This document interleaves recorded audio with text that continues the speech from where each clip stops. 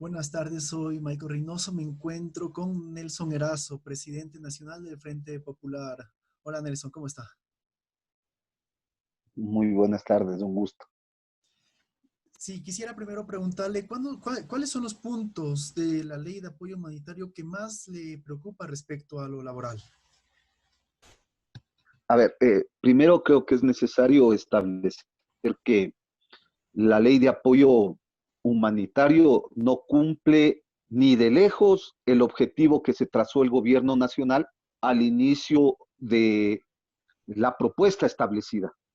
El gobierno nacional señaló de que la ley de apoyo humanitario debía servir para resolver los problemas económicos que hoy atravesamos los ecuatorianos por el problema de la pandemia. Se proponía entre los principales aspectos recuperar recursos de los que más ganan, de acuerdo a lo que él decía, de los que más tienen, que más aporten. Sin embargo, debemos establecer de que ese objetivo fue dejado de lado frente a la negativa de los empresarios, de los grupos económicos y de quienes tienen patrimonios importantes en el país de contribuir a resolver los problemas. La ley de apoyo humanitario en un inicio se planteaba eh, pedir una contribución a los trabajadores que ganaban $500 del 1% y iba en una escalada hasta cerca de $5,000. Sin embargo, el Frente Popular, el Frente Unitario de Trabajadores, al igual que la CONAIE, habíamos planteado de que era necesario de que el gobierno nacional obligue a los principales grupos económicos a que contribuyan con recursos importantes. Eh, Habíamos propuesto, por ejemplo, que las 1,085 empresas que en el 2019 obtuvieron ganancias por cerca de $3,000 millones, contribuyan con un 5%. Habíamos establecido que las 189 empresas que en el 2019 tuvieron utilidades por más de $2,000 millones, contribuyan con un 7.5%, al igual que las 169 empresas que obtuvieron ganancias por cerca de $1,800 millones, contribuyan con un 10%. Y en el caso de las 20 principales empresas que ganaron 2,617 millones de dólares, contribuyan con un 15%. Esto posibilitaba de que el gobierno recupere cerca de 1,126 millones de dólares solamente del sector empresarial, que son los que obtuvieron las mayores ganancias. Y habíamos planteado al gobierno nacional el tema de que en vez de meterle la mano al bolsillo a un trabajador que ganaba $500, por ejemplo, se pida un impuesto a la renta por una sola vez del 2% a los grandes patrimonios. Es decir, que el señor Álvaro Noboa, por ejemplo, que tiene $1,800 millones, contribuya con el 2% de su patrimonio. O en el caso del señor Fidelegas, que tiene $1,600 millones, el dueño del banco del Pichincha, también contribuya con ese 2%. O en el caso del grupo El Juri, el señor Juan El Juri, que tiene $1,300 millones, contribuya también con ese porcentaje. Al igual que el señor Nebot, que tiene $700 millones en su patrimonio, o el señor Lazo, que tiene cerca de $800 millones. Al igual que la señora Isabel Noboa, que también tiene $700 millones. Fíjese usted, el gobierno nacional no quiso escuchar y lo que prefirió es acogerse a los planteamientos de los empresarios, a lo que decía la banca, que se oponían a entregar esos recursos, y bajo esa lógica es que el gobierno nacional planteó de que se deje de lado esta propuesta y se priorice en la ley de apoyo humanitario lo fundamental para el gobierno, para los empresarios y la banca, que era la flexibilización laboral. Flexibilización laboral que le ha servido al gobierno nacional para acabar los derechos laborales, para que los empresarios sigan teniendo ganancias, para proteger los capitales de la banca y despojar de la estabilidad laboral a los trabajadores. Claro, acaba siendo lo opuesto prácticamente.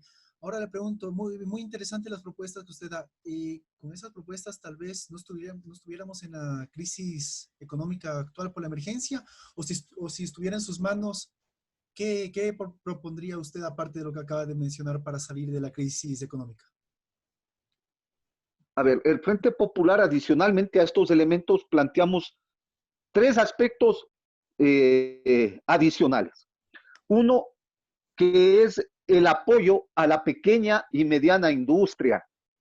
Este sector de la pequeña industria, que es la que entrega el 70% de empleo en el país, requiere de una ayuda del Estado. Requiere que se tomen medidas para que la empresa pueda resurgir. Y le habíamos planteado al gobierno nacional, por ejemplo, que un apoyo a la pequeña industria para garantizar el empleo de los trabajadores y la productividad de estas era el hecho, por ejemplo, de que se declare la tarifa cero de luz, agua y teléfono de la pequeña industria. Es decir, que no paguen las planillas de aquí en adelante. Eso le aliviaba en una medida el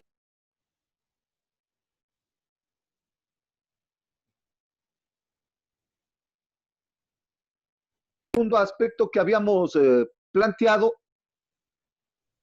es el hecho de que eh, el gobierno nacional le obligue a la banca que se benefició de la condonación de multas, intereses y recargos en el gobierno de Correa, así como también en el gobierno de Moreno, por las deudas que tienen con el Estado, que ellos ahora condonen las multas, intereses y recargos a la pequeña industria. Ellos se beneficiaron de manera importante. Fíjese usted, el Banco del Pichincha fue beneficiado en más de 40 millones de dólares. El Banco de Guayaquil se benefició en más de 17 millones de dólares. Por lo tanto, había posibilidades que les perdonen a la pequeña industria y con esto aliviaban evidentemente el gasto que este sector hace. Un tercer aspecto habíamos planteado dentro de este apoyo a la pequeña industria era el hecho de que la banca baje los intereses a un dígito.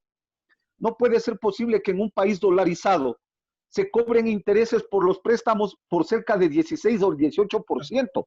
Nosotros creemos que en ese caso, si la banca baja el interés, la banca privada me refiero, baja el interés de los préstamos, efectivamente la pequeña industria podría acceder a largo plazo, bajo interés, ¿no es cierto? Y posibilita la reactivación económica de la pequeña industria. Sí, definitivamente. Y un elemento adicional, Dígame, y un elemento adicional ahí era el tema de que el Instituto Ecuatoriano de Seguridad Social plantee o permita más bien que la pequeña industria alargue el tiempo de plazo para pagar la planilla de sus trabajadores de la seguridad social.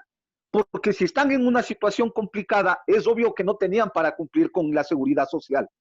Pero que en ese convenio se garantice que los trabajadores de este sector sigan con todos los beneficios de la seguridad social, es decir, con atención médica, prestaciones y los otros servicios que da el Instituto Ecuatoriano de Seguridad Social. Eran acciones positivas que posibilitaban que la pequeña industria surja, se garantice el empleo y se garantice los salarios de los trabajadores. Otra propuesta que le entregamos al gobierno nacional fue la siguiente. Le dijimos de que en estos momentos es necesario que el Estado le obligue a los grandes evasores de impuestos que paguen los 1.500 millones de dólares que le están adeudando al Estado. ¿Quiénes son los beneficiados de esto? Fíjese usted, está el grupo La Favorita, que es el que tuvo en el año 2019 264 millones de dólares de utilidades. Ahí está el grupo Claro, que tuvo también más de 250 millones de utilidades en el 2019. O la empresa Andes Petroleum, al igual que la Cervecería Nacional, o el mismo Banco del Pichincha, que tuvo 204 millones de dólares. Entonces, claro, incumplen con el Estado y por otro lado tienen grandes utilidades. Por eso es necesario obligarles a pagar lo que están adeudando al Estado. Un tercer elemento que le planteamos, es el hecho de que el gobierno nacional en este momento de crisis declare la moratoria del pago de la deuda externa, porque mientras se prioriza el pago, la gente se muere de hambre, se muere en los hospitales porque no hay medicamentos y tampoco porque hay implementos para poder salvar las vidas de los trabajadores.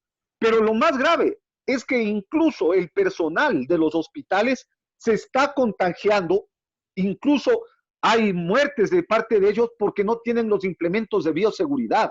Entonces, cuando se prioriza los recursos económicos por encima de la vida de los ecuatorianos, se evidencia que es un gobierno que no le interesaba resolver el problema económico y peor los problemas de salud, sino que lo que buscaban es precarizar las condiciones de trabajo para garantizar los grandes beneficios a la banca y al sector empresarial. Estas son propuestas viables que se podían haber hecho, o como haber eliminado la intermediación petrolera, en donde se nos llevan $4 por cada barril de petróleo.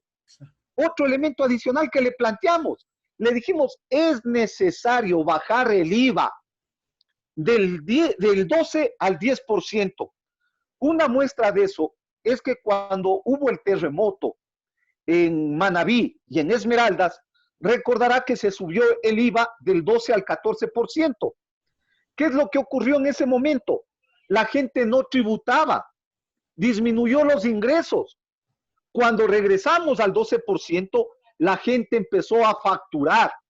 Y eso demuestra que cuando tú tienes un IVA más bajo, te permite consumir más, cumplir con el tema de facturación, recuperas capacidad adquisitiva y por lo tanto también recuperas el poder de consumo. Entonces, estos elementos que tienen que ver con una economía solidaria en beneficio del pueblo ecuatoriano fueron dejados de lado para priorizar una política en favor de los empresarios y los grupos económicos. No, y en realidad, si es que se les hubiera escuchado, creo que el panorama pintaría de diferente manera, ¿no? Me acordaba de varias cosas, usted iba mencionando y me acordaba un ejemplo, otro ejemplo, igual hace pocos días, protesta en hospitales acá en Quito de que no tienen insumos médicos y la gente, bueno, se sigue contaminando, se sigue muriendo de personal médico. Ahora, lamentablemente las cosas están como están. Me pregunto, ¿cuáles son las repercusiones ahora que esperamos para el sector obrero, para los trabajadores? Digo, ya hemos visto despidos masivos, no solo recortes de horas, sino también ya que les han quitado varios días y todas estas cuestiones. ¿Qué se espera? ¿Qué repercusiones vienen para los trabajadores?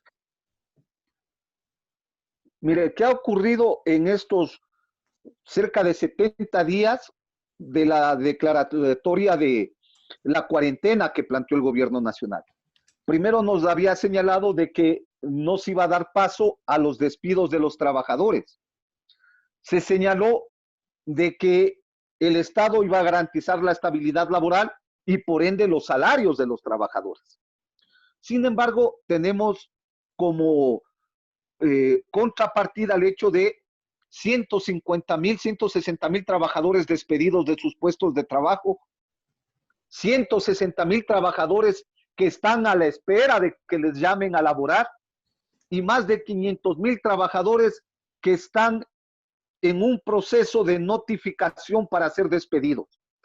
A más de eso se suma los anuncios de la culminación de contratos en el sector público, en las diferentes instituciones del sector público. Se habla más o menos de una cosa de cerca de 15,000 a 20,000 trabajadores en la próxima etapa, que estarían culminando en fines del mes de junio los contratos ocasionales o los nombramientos provisionales, es decir, va a continuar la oleada de despidos. Pero a la par que eso ha ocurrido, tiene también, por otro lado, el crecimiento de la pobreza y de la extrema pobreza. Se habla de que la extrema pobreza hoy se encuentra en cerca del 15% y la pobreza en un 35%, es decir, más del 50% de ecuatorianos está en condiciones de pobreza, como consecuencia de estas políticas del gobierno nacional. porque usted tiene que de cada 10 ecuatorianos en condiciones de trabajar, más de 7 no tienen ahora un empleo fijo, como consecuencia de todo lo que ha venido ocurriendo.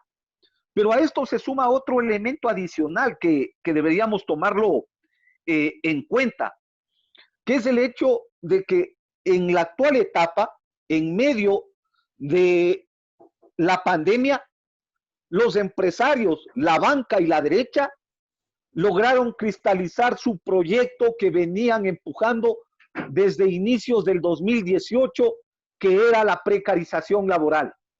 Usted recordará, no sé si alguna vez escuchó, pero por ejemplo, en el mes de enero de este año, el señor Nebot dijo que los trabajadores ganábamos demasiado y que era necesario bajar los salarios a $200.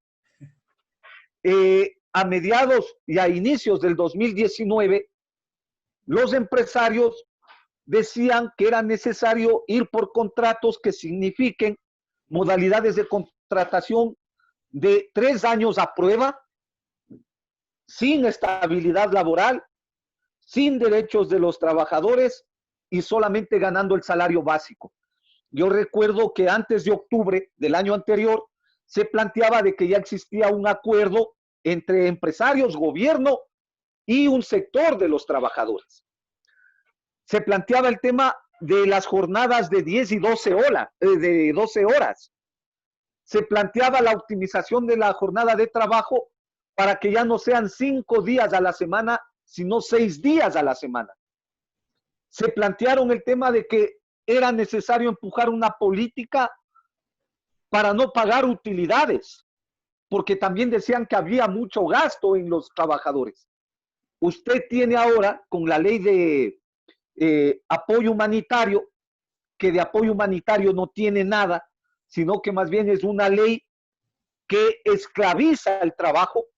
Hoy estamos en un momento que retornamos a la esclavitud, pero hoy una esclavitud asalariada, en la cual un trabajador va a ganar $225 frente a una canasta familiar de más de $730 ya, lo que quiere decir que no cubres ni siquiera el 25% del costo de la canasta familiar.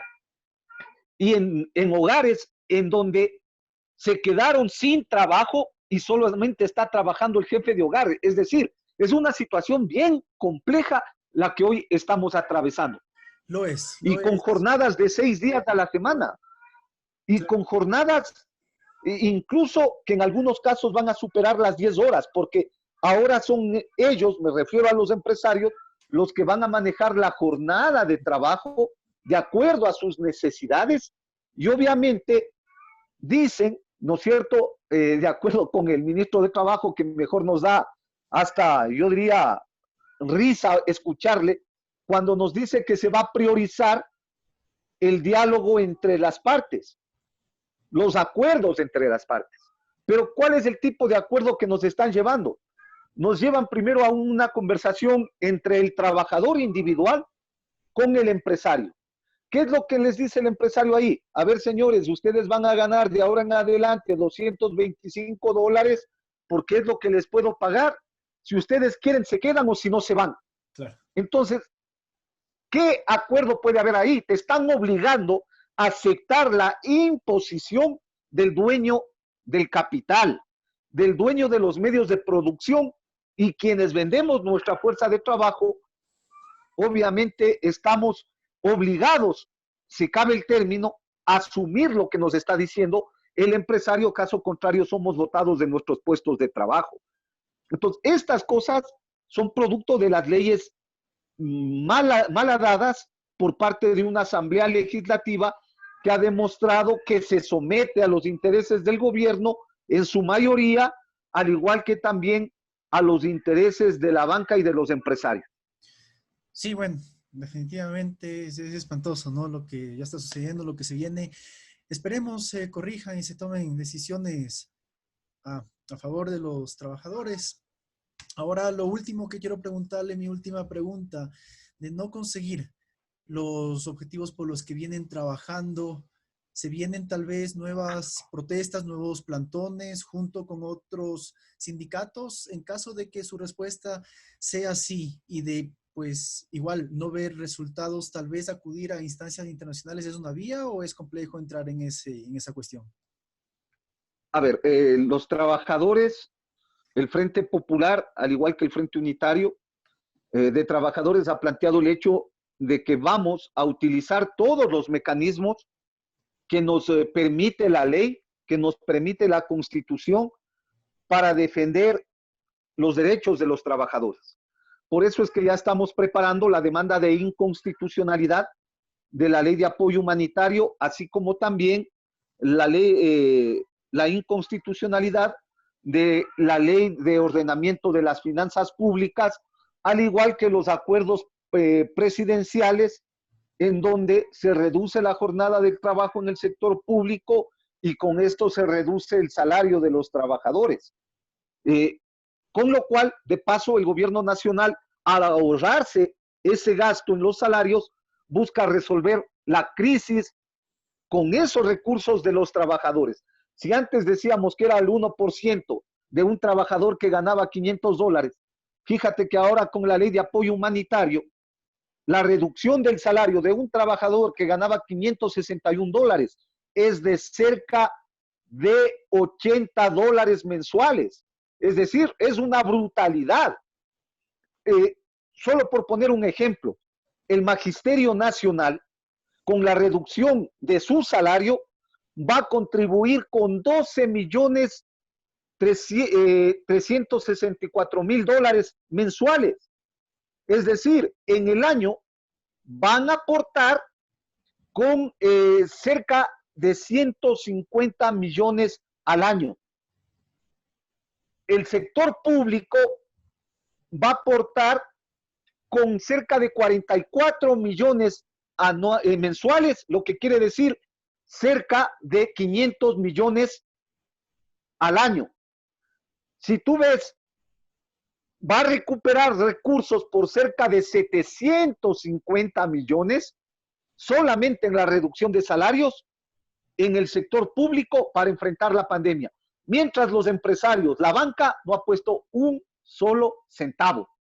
Y si a eso tú le sumas la reducción de los ingresos de los trabajadores que van a ser despedidos en el sector público, que de paso en estos momentos ya superan los 30,000 trabajadores, y si le sumas los otros 20,000 que están por salir, van a ahorrarse cualquier cantidad de recursos por parte del Estado para poder resolver o cubrir el hueco fiscal que hoy requiere el Estado. Pero hay un tema, ¿quiénes están siendo despedidos? Recuerden también que el presidente dijo que no iba a despedir en el sector de la salud.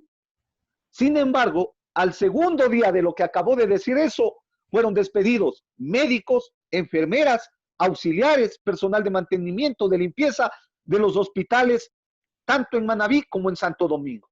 Por eso es que vamos a preparar entonces las demandas de inconstitucionalidad a estas leyes y a los acuerdos ministeriales. Y de paso al acuerdo ministerial 179, establecido por el ministro de Defensa, que busca utilizar la fuerza progresiva contra el pueblo ecuatoriano que proteste. Es decir, están generando un marco jurídico para evitar la protesta social. ¿Por qué hacen esto? Porque saben que la lucha social va en crecimiento, porque los trabajadores no se están quedando con los brazos cruzados, pero adicionalmente porque también la juventud universitaria y la juventud secundaria ha retomado la movilización para exigir el respeto al presupuesto general del Estado para las universidades, para mejorar la calidad de la educación pública, porque hoy más del 70% de jóvenes no tiene acceso a la educación virtual por un elemento, porque en las casas de los ecuatorianos, esta es una estadística que sacó el mismo gobierno nacional, cerca del 70% de hogares ecuatorianos no tiene internet y tampoco tiene la posibilidad de los instrumentos de computadoras para poder que los hijos de los trabajadores atiendan clases de manera virtual. Entonces, hay una doble afectación. El 70% no puede acceder a la educación virtual y por otro lado hay un recorte presupuestario, cuando lo lógico sería que el gobierno nacional garantice el Internet para todos los sectores, para todos los hogares ecuatorianos y que podamos acceder a este tipo de educación virtual nuestros hijos, pero también que puedan acceder a la tecnología. Por eso es necesario entregarles las tablets. Como consecuencia de todo esto, tú ves, crece la lucha social y el gobierno nacional, en cambio, busca reprimir la lucha, la protesta. Por eso genera este acuerdo ministerial que busca acallar la voz. Sin embargo, están programadas nuevas jornadas de movilización. El día 8 de junio, el próximo día lunes, vamos a retomar la movilización, los plantones, la agitación en todo el país, guardando todos los aspectos de la bioseguridad que tiene que ver con la utilización de las mascarillas, los guantes, las gafas y también el distanciamiento. Pero se equivoca Moreno si piensa que nos van a callar. Hoy los trabajadores se tomaron ya algunas instituciones, por ejemplo, en el caso de los trabajadores de la concentración deportiva de Pichincha, están tomadas las instalaciones exigiendo el retorno de todos los despedidos. En el caso de los trabajadores de telecomunicaciones, o más bien de la comunicación en Canal 1, decenas de trabajadores que fueron despedidos hoy exigen el reingreso o que se les pague sus haberes, porque adicionalmente a que te despiden, te mandan sin un solo centavo.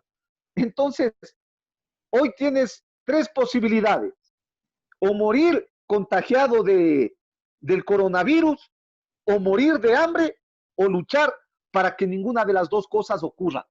Entonces, claro, es obvio, los trabajadores tomamos la tercera opción, que es la pelea para defender los intereses del pueblo. Perfecto. Nelson, me encantaría seguir conversando definitivamente con usted. Se me habrían ocurrido preguntas nuevas que justo me las acabó de responder, pero lamentablemente el tiempo se nos acaba, será en una próxima vez. Así que, pues bueno, se le felicita por toda la labor de defender a los trabajadores. Le agradezco mucho por esta entrevista.